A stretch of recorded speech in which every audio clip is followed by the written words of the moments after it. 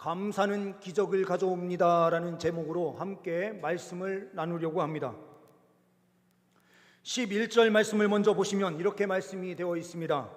예수께서 떡을 가져 축사하신 후에, 여기에서 축사라는 단어로 사용된 헬라어 단어를 보게 되면 유카리스테오라는 단어로 되어 있습니다. 이 단어는 감사하다, 감사를 드리다, 감사의 의미예요. 성찬 예식도 마찬가지로 이 똑같은 단어에서 유래되어서 성찬식을 행할 때에도 예수님께서 축사하시고 함께 떡을 떼실 때에 놀라운 역사가 베풀어진 것입니다. 오늘 이 말씀을 통하여 예수님께서 감사하시면서 나아갔을 때에 어떤 역사가 베풀어졌는가? 예수님은 우리의 신앙의 모델이세요. 예수님과 같이 우리가 그러한 삶을 살고자 열망할 때에 하나님께서는 우리의 삶에 놀라운 역사로 함께하여 주십니다. 그러니 오늘 말씀을 통하여 예수님은 신이시고 우리는 연약한 인간인데 어떻게 똑같은 관점으로 보는가? 라는 생각은 버리셔도 되셔요. 예수님께서 행하신 그 일을 믿음으로 믿고 주님께서 우리와 함께 하시면 역사가 일어난다 라고 하는 분명한 믿음을 가지고 나아가면 하나님께서 우리의 삶을 통하여서도 놀라운 기적을 베풀어 주시는 줄 믿습니다. 본문 말씀을 통하여 보는 첫 번째는 기적의 장소, 산 위의 빈들이다라는 것입니다. 10절 말씀을 보게 되면 이렇게 말씀을 하고 있습니다. 예수께서 이르시되 이 사람들로 앉게 하라 하시니 그곳에 잔디가 많은지라 사람들이 앉으니 수가 5,000명쯤 되더라. 앉게 하라, 잔디가 많은지라 이렇게 되어 있습니다.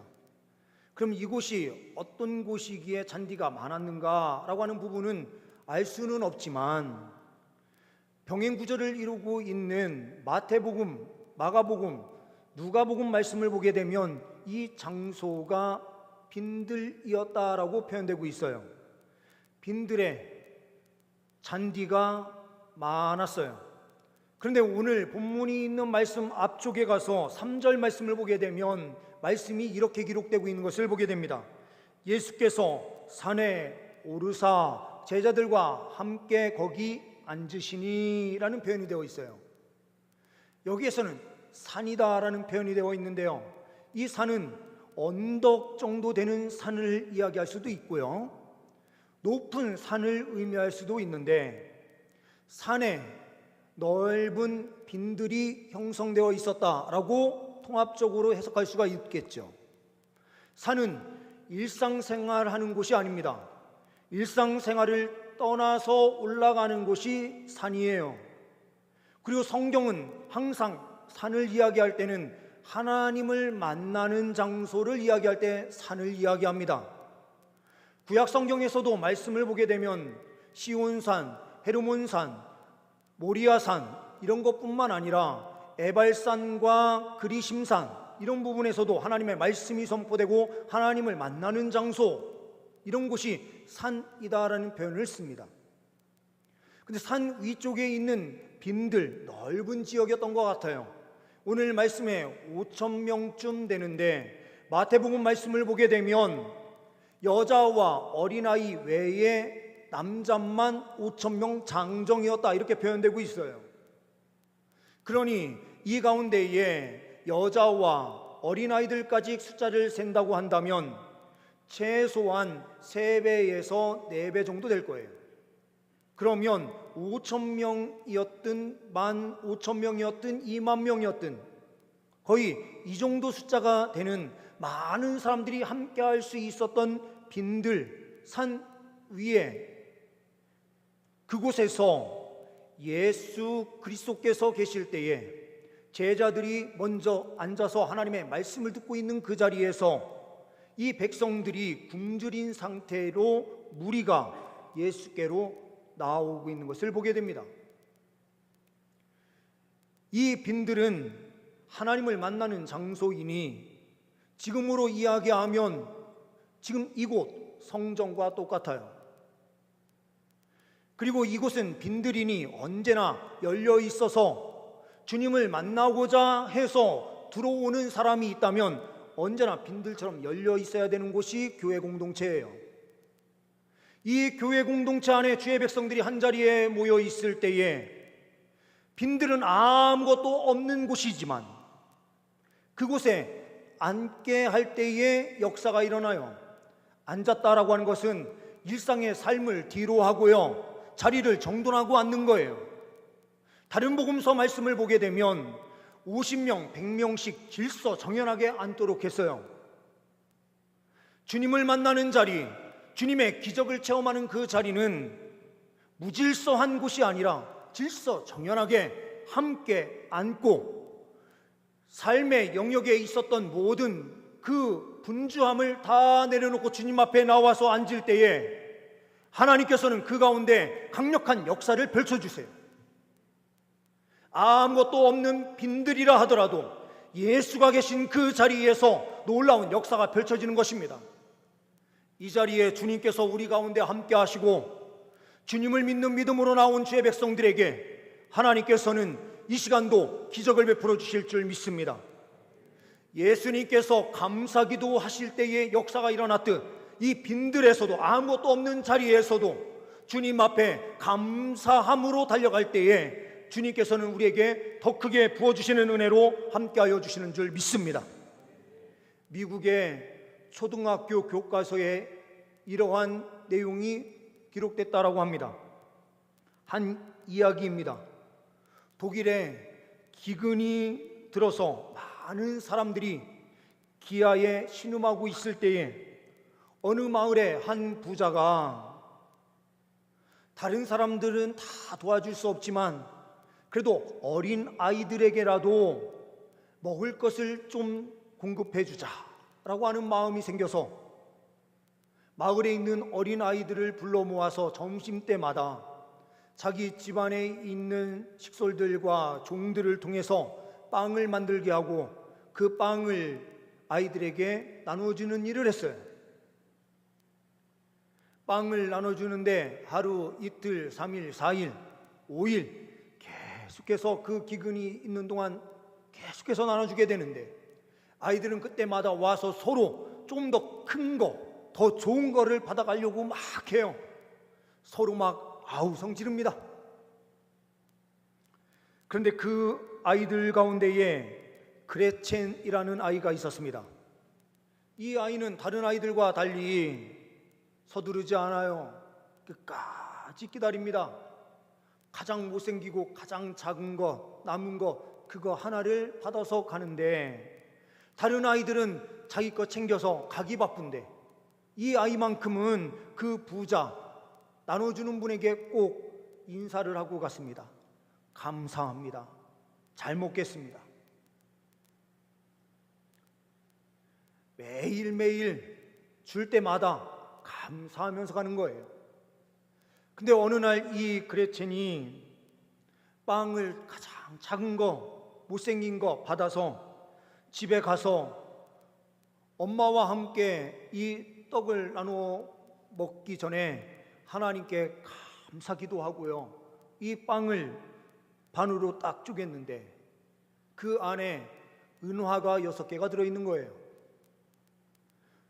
이거는 반죽하다가 잘못 들어갔나 보다 생각을 하고 그 아이는 이 은화를 가지고 다시 그 부잣집으로 가서 이 은화 6개를 돌려드리려고 했어요. 그랬더니 그 부자가 이렇게 이야기를 합니다.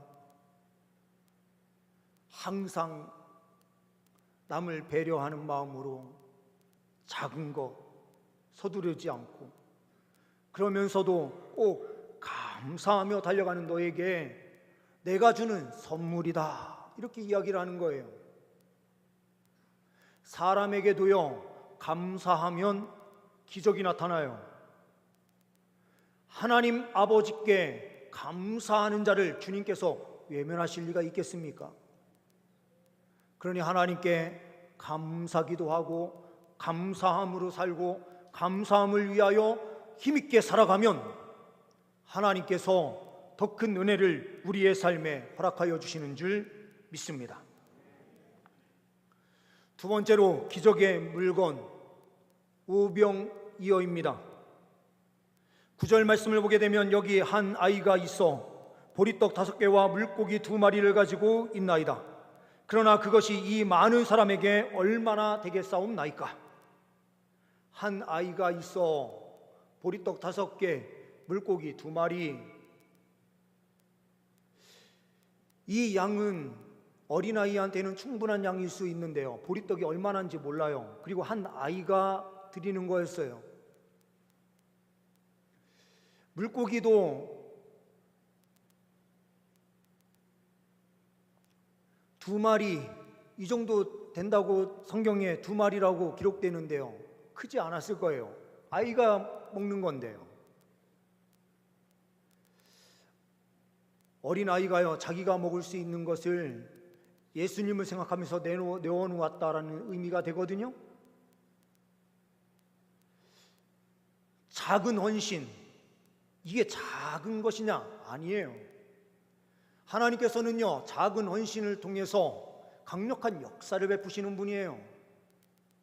나는 작은 자고, 나는 연약한 자고, 나는 아무것도 할 수 없는 자인데 하나님께서는요, 그 작은 자들을 통해서 역사해요.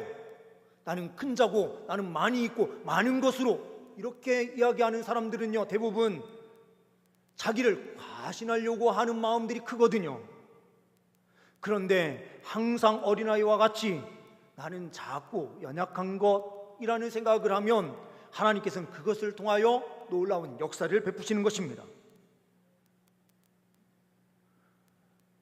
또한 작은 것, 이 작은 것에 감사하고 예수님께서 베푸신 그 역사는 너무나도 컸어요. 13절 말씀을 보시게 되면 이에 거두니 보리떡 5개로 먹고 남은 조각이 12바구니에 찼더라. 많은 사람들에게 다 넉넉하게 나눠주고도요, 남음이 있었대요. 작은 것을 가지고요, 강력한 역사가 펼쳐진 거예요. 미국 자동차 재벌 헨리 포드, 우리는 이 사람을 잘 알아요. 조지아주의 마르다 베리라고 하는 초등학교 선생님이 있었는데요, 이 선생님이 그 학교에 피아노가 필요했어요. 아이들에게 음악을 가르쳐 주고 싶은데 피아노가 없어요. 그래서 이 헨리 포드에게 편지를 썼습니다. 회장님, 우리 초등학교에 피아노 한 대를 놓고 싶은데 $1,000면 지금으로 환율 계산하면 138만 원 정도, 140만 원 정도 해요. 그런데 그때 당시에는 지금의 가치보다도 훨씬 더 그 값어치가 컸을 거예요. 138만 원 정도 있으면 피아노 한 대를 살 수 있다라고 하면은요, 지금의 가치로 뭐 피아노 한 대가 얼마인지는 모르겠습니다. 그랜드 피아노 정도 되면은 최소한 1,000만 원 이상, 2,000만 원 정도 하니까요, 지금의 그 값어치하고는 정확하게는 모르겠습니다. 그런데 어떻게 됐든 $1,000만 우리 초등학교에 기부 좀 해주십시오 이랬어요. 그런데 헨리 포드에게 그런 편지가요, 많이 와요. 그러니까 이 헨리 포드는 다 거절은 하지 못하고 딱 10센트면은 지금 돈으로 하면은 140원 정도 되는 거죠. 140원 정도만이요, 그런 편지를 쓰는 사람들한테 보낸 거예요. 근데 이 초등학교 선생님에게도 요 130원, 140원 정도 하는 돈을 보내준 거예요. 이걸로요, 이 선생님이 뭘 했느냐, 이걸 가지고요, 불평불만한 게 아니라 땅콩 종자를 사가지고요, 땅콩을 심은 거예요. 땅콩을 심어서 가을에 수확을 했어요. 그리고 그 땅콩을 얼마를 봉투에 놓고 감사 편지를 쓴 거예요. 헨리 포드에게. 당신이 주신 그 돈으로 뭘 할까 고민하다가 아이들에게 땅콩을 심는 법, 그리고 그걸 키우는 방법, 그 키우는 행복, 그리고 수확의 기쁨을 느끼게 해주기 위해서 이 땅콩 궁자를 사다가 심었는데 이렇게 첫 수확을 얻었습니다 하면서 감사 편지를 함께 쓰면서 그 땅콩을 보낸 거예요. 그랬더니 이 포드가요, 완전히 감동을 받은 거예요. 다른 사람들 같으면은요, 아니 $1,000 달라고 했는데 10센트가 오면은 너무 하찮은 돈이 오니까요, 그거를 누가 감사할 줄 알겠습니까? 그런데 그 돈을 그렇게 감사함으로 여기고요, 땅콩까지 보내주니 감동해가지고요, 이 사람에게 $10,000를 보내준 거예요. 작은 것에 감사할 수 있으면요, 놀라운 복을 누리는 거죠. 하나님 아버지께도 똑같아요. 주님께서 베푸신 그 은혜, 작은 것이라도요, 작은 것 앞에 감사할 줄 알면 하나님께서 그 작은 감사에, 그 작은 것에 감사하는 마음에 더 풍성한 은혜로 덧입혀 주시는 거예요. 교회라고 하는 곳이 어떠한 곳입니까? 한 사람이요, 큰 걸 세워내는 곳이 교회가 아니에요. 작은 헌신들이 모여서 그 작은 헌신을 통하여 감사할 줄 알고요, 작은 자리에서도 하나님 앞에 감사함으로 봉사하고 섬기면서 달려갈 때에 놀라운 역사가 펼쳐져요. 작은 자리라고 생각했었던 오늘의 예배의 이 자리가 하나님의 강력한 은혜를 체험하는 자리가 될 수 있어요. 예수님께요, 감사함으로 엎드리면 이 자리에 하나님께서 친히 임재하여 주셔서 만나주시는 은혜로 함께하여 주시는 줄 믿습니다. 12바구니가 차고 남아요. 다시 13절 말씀을 보시게 되면 12바구니에 찼더라. 12바구니, 이 12라는 숫자는요, 유대인들에게는 완충수이기도 해요, 동시에. 그런데 이 12바구니에 가득 찼다라고 하는 의미는 12제자가요, 예수님께서 기도하신 다음에 떡을 떼어서 주었을 것 아닙니까? 그 바구니에 채워서 줬을 거예요. 근데 그 바구니에 채워진 것을요, 사람들한테 10,000명 넘는 약 20,000명 가까운 사람들한테 나눠주는데요, 계속 왔다 갔다 했을까요? 어떻게 됐을까요? 모르죠. 성경의 기록에는 그걸 자세하게 어떻게 설명하고 있지 않으니까요. 그런데 제가 확신하기로는 주님께서 처음에 한 바구니에 가득 채워주신 그걸요, 제자들이 나눠주는데도 끊이지 않고 그 바구니가 계속해서 채워졌을 거예요.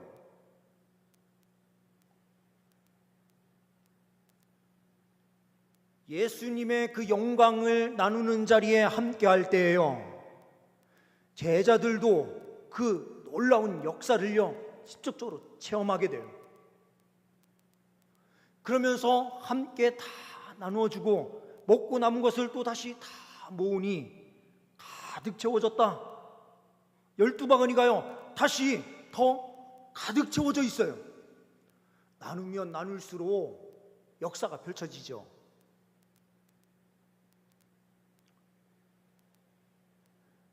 근데 이것은 12제자, 신약시대에 예수 그리스도를 통하여 믿는 모든 사람들에게도요, 하나님께서 이와 같은 은혜로 다 채워주고도요, 주님의 은혜는 부족한 것이 아니라 남고도 남는다라는 것을 보여주는 거죠. 구약시대에는요, 오늘 말씀 우리가 다 읽지는 않았지만 1절부터 내용을 쭉 읽어 내려가다 보면 이때가 어느 때인가, 유월절이 가까이 올 때예요.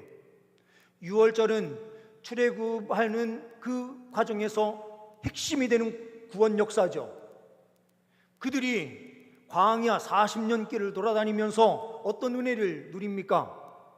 주님께서요 매일 아침마다 이슬이 내리는 그때에 만나를 내려주시고 메추라기를 보내어 주셔서 풍성하게 먹고 항상 부족함이 없었어요.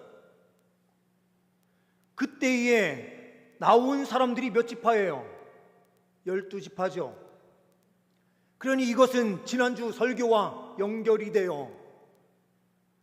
14만 4천이라는 숫자, 12 곱하기 12는 144에 완충수인 천을 더해서 만들어진 14만 4천. 구약시대에 오실 예수 그리스도를 바라봤던 모든 구원받은 하나님의 사람들, 신약시대에 오신 예수 그리스도를 믿는 모든 사람들에게 주시는 그 구원의 은혜가요, 부족한 은혜가 아니라 충만한 은혜다라고 우리에게 말씀해 주시는 거예요. 이 자리에 나와 있는 모든 성도님들에게 부족함 없이 하나님께서 은혜를 주실 수 있는 분이에요. 주님을 바라보면 하나님의 이 충만한 은혜를 우리 모두가 누릴 수 있게 되는 줄 믿습니다. 기적의 대상, 그러니 예수께 나오는 사람이다라는 것을 세 번째로 우리는 보게 돼요. 11절 12절 말씀을 보게 되면 예수께서 떡을 가져 축사하신 후에 앉아있는 자들에게 나눠주시고 물고기도 그렇게 그들의 원대로 주시니라. 원하는 만큼이요 다 주세요. 12절에요 그들이 배부른 후에 예수께서 제자들에게 이르시되 남은 조각을 거두고 버리는 것이 없게 하라. 버리는 것이 없다라고 하는 것은 무엇입니까? 낭비하는 삶이 없어요. 절제하는 삶이 있어요. 먹고요 버리지 않아요. 자연을 훼손하는 일을 하지 않아요. 환경을 보호한다라는 의미도 있고요, 하나님께서 주신 것을요 버리지 않는다라고 하는 이 의미에서 그 은혜를 간직하는 삶을 이야기하는 거죠. 이 은혜를 나누고 나눌 때에 더 채워지는 공동체가 교회 공동체다라는 거죠. 주님의 공동체는요 빈들처럼 늘 항상 열려있는 공동체예요. 우리들끼리만 일하는 공동체의 모습이 아니에요.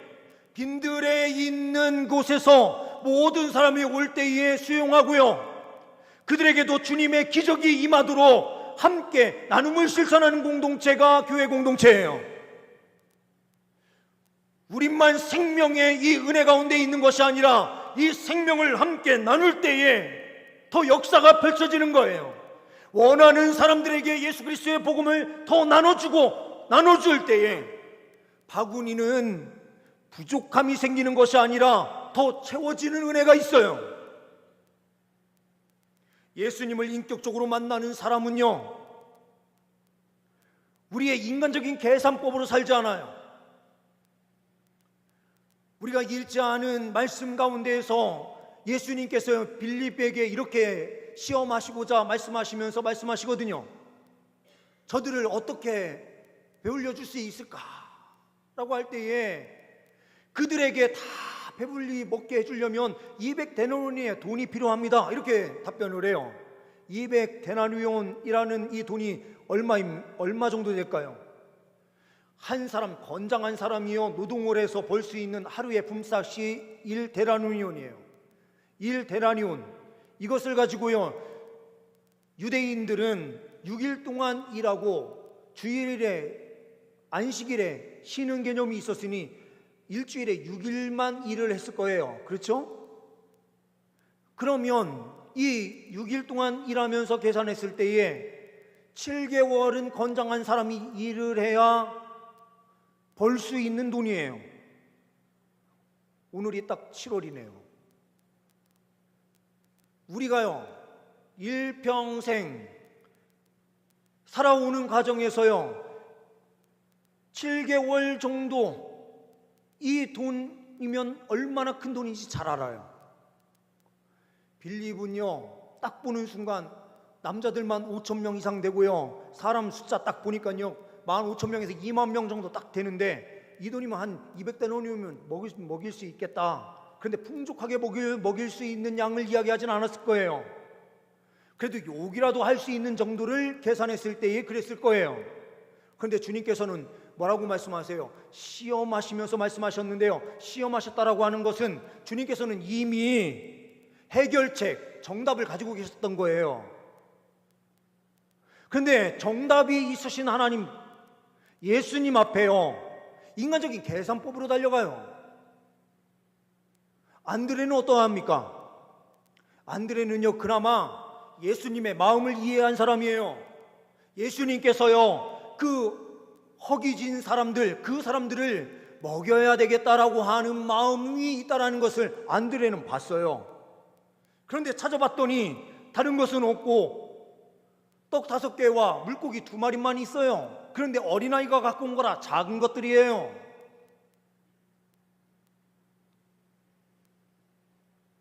주님께서는요, 우리의 이성적으로 판단하는 삶을 원하는 것이 아니고요, 그렇다고 해서 이성이 필요 없다는 말 아니에요. 질서정연하고 하나님 앞에 예배할 때에요, 그 사람들이요, 일상의 분주함을 다 내려놓고 주님 앞에 집중하면서 서 있는 자리, 그 빈들을 허락하셨잖아요. 철저하게 이성을 가지고 나와야 되는데 이성보다 더 있어야 되는 것이 뭐냐? 믿음이에요. 예수님이 우리의 주가 되셔서 우리의 전 삶을 책임져 주시는 전능한 주다라고 하는 것을 분명하게 믿을 때의 역사가 일어나는 거예요.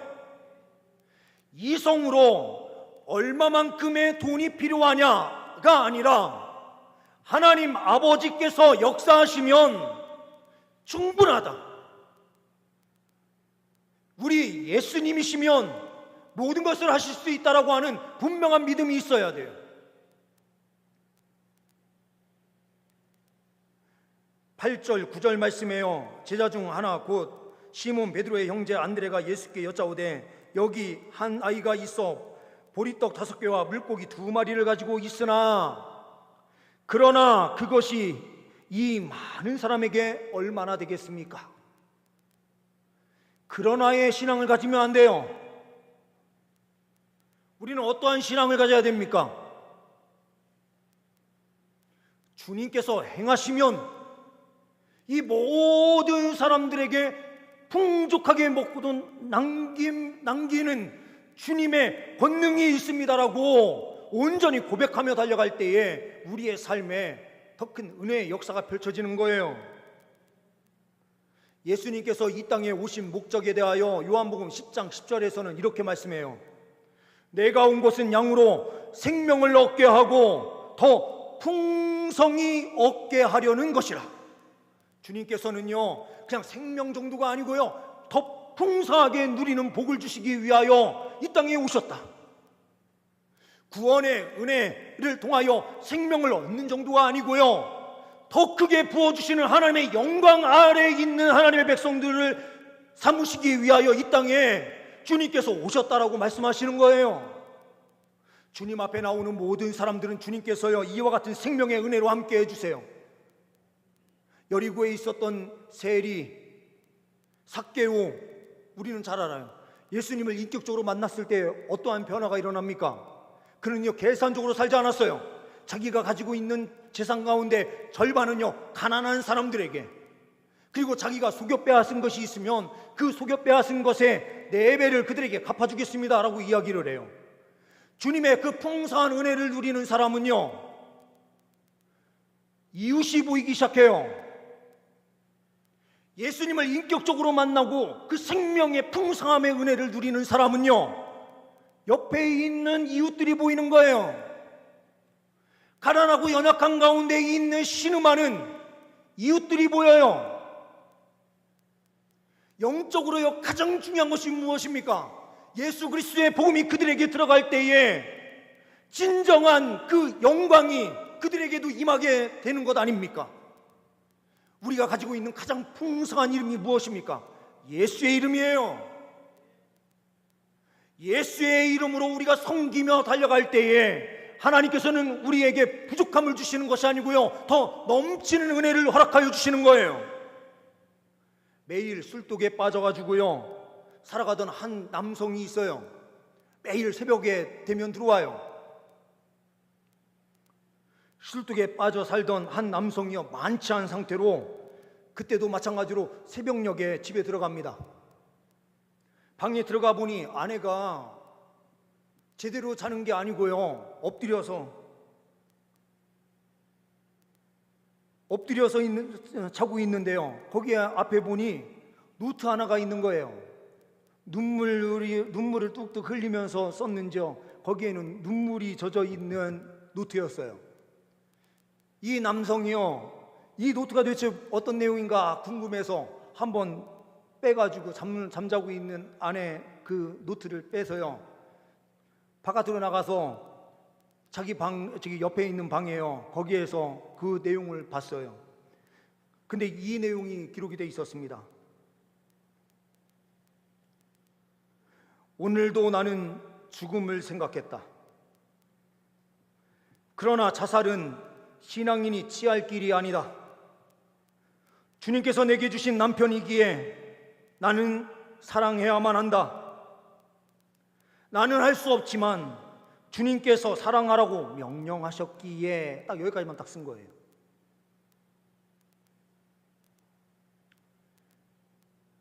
이걸 보고요, 이 남자가요 충격을 받았어요. 아내가 자기 때문에 그렇게 힘들어하고 있다는 걸 한 번도 생각한 적이 없는 거예요. 그 마음에 충격이 딱 들어오면서요, 하나님 앞에 그때서야 무릎 꿇고 기도하기 시작하는데요, 회개 기도가 막 나오더래요. 눈물을 그냥 펑펑 쏟았어요.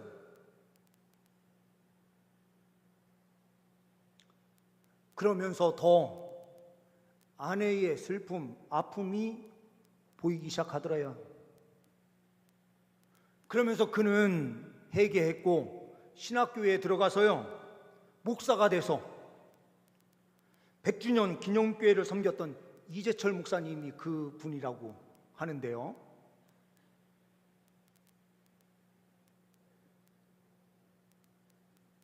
복음이 들어오고요, 회개가 일어나고 복음이 들어오니까 어떤 삶을 사느냐, 술 취해서 방황하던 삶을 내려놓고요, 영혼 살리는 일, 그 일을 위해서 헌신하면서 달려가게 되는 거예요. 주님의 은혜를 누리는 사람은요, 이웃이 보여요. 옆에 있는 식구가 보여요. 눈물을 흘리고 있는 사람들이 보이기 시작하는 거예요. 주님의 그 풍성한 은혜는 늘 항상 시야를 넓혀요. 주님의 풍성함이 있으면 여유가 생기거든요. 우리 성도님들의 삶은 어떠합니까? 구원을 주신 예수 그리스도의 은혜에 감사하고 있습니까? 작은 것에 감사하고 있습니까? 빈들의 자리, 아무것도 없는 자리에서도 주님 앞에 서서 주님의 그 기적을 기다리며 주님 앞에 예배하는 자리에 서 계십니까?